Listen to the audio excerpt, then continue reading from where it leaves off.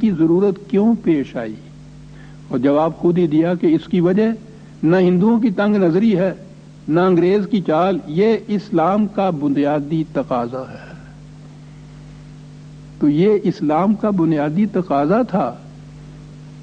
یہ باقی محرکات جو وہ کہہ رہے ہیں، ہو سکتا ہے کہ غیروں نے اس کے متعلق یہی سمجھا ہو، لیکن اقبال نے وضاحت کی، قائد اعظم اس کو دہراتے چلے گئے، اور یہی ایک جذبہ محرکہ تھا، یہی تقاضا تھا، یہی اس مطالبے کی بنیاد تھی، یہی پس منظر تھا۔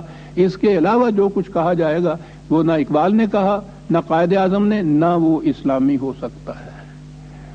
تو اس مملکت کے اندر جب وہ ملوکیت جو تھی اس کا ٹھپا اترے گا تو کیا کیا چیزیں باقی نہیں رہیں گی؟ انسانوں کی حکومت باقی نہیں رہے گی، اس کی کوئی شکل بھی کیوں نہ ہو۔ نظام سرمایہ داری باقی نہیں رہے گا، اور مذہبی پیشوائیت باقی نہیں رہے گی۔ یہ تینوں چیزیں صدر اول کے اسلام میں نہیں تھیں، ان کا نام بھی کہیں نہیں ملتا۔ یہ ساری ملوکیت کے دور میں وضع ہوئیں، اور پھر ان کو اسلام کا پیراہن پہنایا گیا، اور اس قبا کو لیے ہوئے یہ 1000 سال میں ہمارے پاس متواتر چلا آ رہا تھا کہ اقبال نے آ کر یہ بات کہی کہ یہ ملوکیت ہی اسلام ہے، یہ صدر اول کا یا قرآن کا یا خدا کا اسلام نہیں ہے۔ یہ تھی وہ خصوصیت جس کی بنا پر مطالبہ پاکستان کا کیا گیا اور پاکستان کو حاصل کیا گیا۔ یہ ٹھیک ہے کہ اس سے بے شک اپنی مملکت میں مسلمانوں کی معاشرتی، معاشی، اقتصادی حالت جو ہے وہ بہتر ضرور ہو جاتی ہے، لیکن یہ مقصود بذات نہیں تھا۔ یہ تو اپنی مملکت کا ایک وہ یوں کہیے کہ وہ چنگیدا سودا جنہوں کہتے ہیں پنجابی بھی، یہ اس صورت میں ملی تھی، بنیاد اس کی بائی پروڈکٹ اس کو جو کہتے ہیں۔ شکریہ۔ یہ اصل میں یہ اسلام کا تقاضا ہے، جو اقبال نے جو کہا تھا نا سن 30 میں کہ اگر اسلام ہے اور اپنی مملکت نہیں ہے تو اسلام نہیں ہے، اور مملکت ہے تو اسلام اس کے اندر ہے تو مملکت اسلامی نہیں ہے۔ تو یہ تو اس تقاضے کی بنا پر مطالبہ کیا گیا تھا پاکستان کا۔ بے شک پاکستان کا تصور تو علامہ اقبال نے دیا، لیکن اسے حاصل کیا قائد اعظم نے، اور یہ بات بھی معلوم ہے کہ قائد اعظم ایک عمر نیشنلسٹ خیالات کے حامل رہے، اور جس وقت علامہ اقبال نے پاکستان کا تصور دیا تھا اس وقت وہ ہندوستان کے حالات سے مایوس انگلستان میں بیٹھے ہوئے تھے۔ تو ان کے خیالات میں یہ انقلاب کس طرح سے واقع ہوا؟ ہاں ڈاکٹر صاحب، ہماری قوم کے جہاں اور بہت سے المیے ہیں، ان میں ایک المیہ بھی یہ ہے کہ آج تک ہمارے ہاں نہ تو تاریخ پاکستان کی کوئی مستند کتاب لکھی گئی، اور نہ ہی قائد اعظم یا اقبال کے سوانح حیات قابل اعتماد طور پر مستنبط کیے گئے۔ ان کی عدم موجودگی میں پھر مختلف اشخاص کے نام لیے جاتے ہیں، اور اس کے لیے کچھ تردید کا ذریعہ ہی نہیں ہوتا، جو جس کے جی میں آئے وہ کہہ دے۔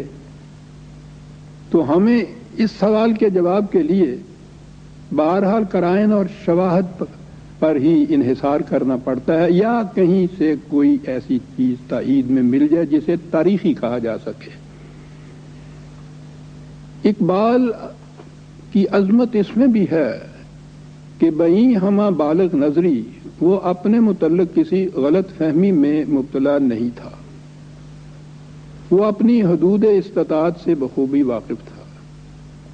وہ جانتا تھا کہ اس عظیم مقصد کے حصول کے لیے جس کے لیے مطالبہ پاکستان کیا گیا تھا، جس قسم کی قائدانہ سیاسی اور تنظیمی صلاحیتوں اور خصوصیتوں کی ضرورت ہے، یا تو وہ ان کا حامل نہیں، اور یا اس کی گری ہوئی صحت اور مضمحل توانائی اس کشمکش کی حریف نہیں ہو سکتی جو اس کے لیے ناگزیر تھی۔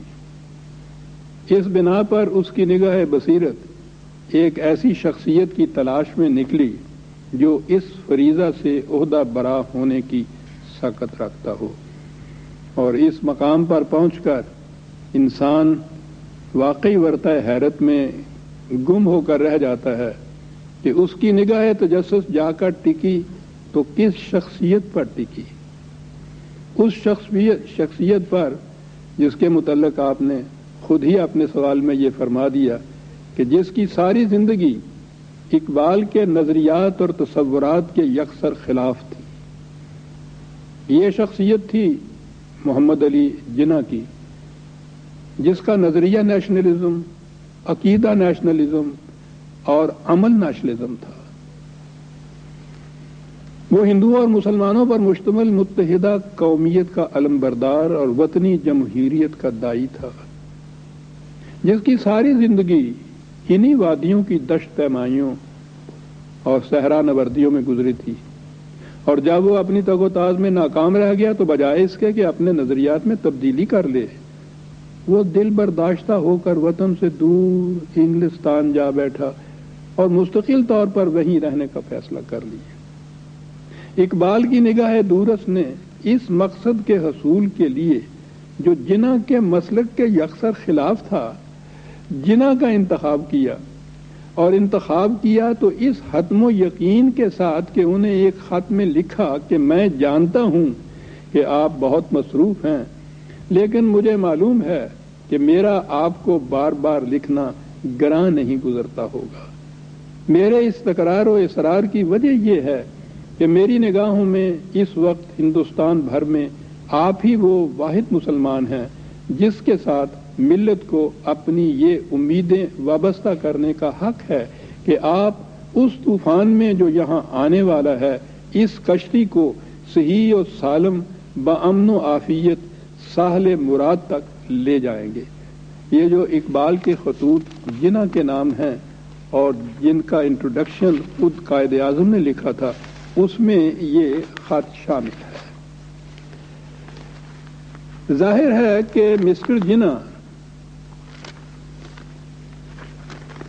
یا قائد اعظم تو بعد میں عرض کروں گا، اس زمانے میں چونکہ مسٹر جناح ہی تھے، میں انہی الفاظ سے یہ وضاحت پیش کروں گا کہ انہوں نے جو نیشنلزم کے نظریات اختیار کیے تھے اور جن کے مطابق اپنی زندگی بسر کی تھی، انہیں کسی کانگریسی لیڈر کی اندھی تقلید کی بنا پر اختیار نہیں کیا تھا. وہ ان کی عمر بھر کی سوچ بچار کا نتیجہ تھے. وہ ان کے حق میں جو دلائل دیتے تھے، ان کی اس زمانے کی تقاریر اور بیانات ان سے لبریز ہیں. ان نظریات کو ترک کر کے ان کی جگہ ان نظریات کو اختیار کرنا جن کے مطابق انہوں نے تحریک پاکستان کی لڑائی لڑی، مذہب کی زبان میں یوں سمجھیے گویا کفر کو چھوڑ کر اسلام لانے کے مرادف تھا. جو لوگ جناح کے مزاج سے واقف اور ان کی سیرت سے آشنا ہیں، اور کچھ مجھے بھی اس کی سعادت حاصل ہے جیسا آپ نے تعارف میں فرمایا، وہ جانتے ہیں کہ جناح کو ایسی بنیادی تبدیلی کے لیے سوچنے پر آمادہ کرنا ہی نہیں بلکہ ان میں ایسی تبدیلی پیدا کرنا کسی عام شخصیت کا کام نہیں ہو سکتا تھا. ایسا انقلاب کوئی ایسی شخصیت ہی پیدا کر سکتی تھی جو علمی اور فکری سطح پر بھی جناح سے زیادہ قداور ہوتی اور جس کے خلوص اور دیانت پر جناح کو کامل اعتماد بھی ہوتا. آپ اس دور کی فضا پر گہری نگاہ ڈالیے، اقبال کے سوا کوئی شخصیت اس معیار پر پوری نہیں اترتی. اقبال ہی تھا جو جناح کے قلب و نگاہ میں اس قسم کی تبدیلی پیدا کرنے میں کامیاب ہو سکا. حسن اتفاق سے اس کی تائید میں ہمیں ایک شہادت بھی ملتی ہے، اور وہ بھی کسی مسلم لیگی یا پاکستانی کی نہیں بلکہ ایک غیر مسلم انگریز کی. آپ کو تو معلوم ہے کہ مسٹر ہیکٹر بولیتھا نے قائد اعظم کی سوانح عمری لکھی ہے جس کا نام ہی جناح ہے. وہ اس میں لکھتا ہے کہ مسٹر جناح نے لندن میں سر محمد اقبال سے بہت سی ملاقاتیں کیں. وہ بڑے اچھے دوست تھے.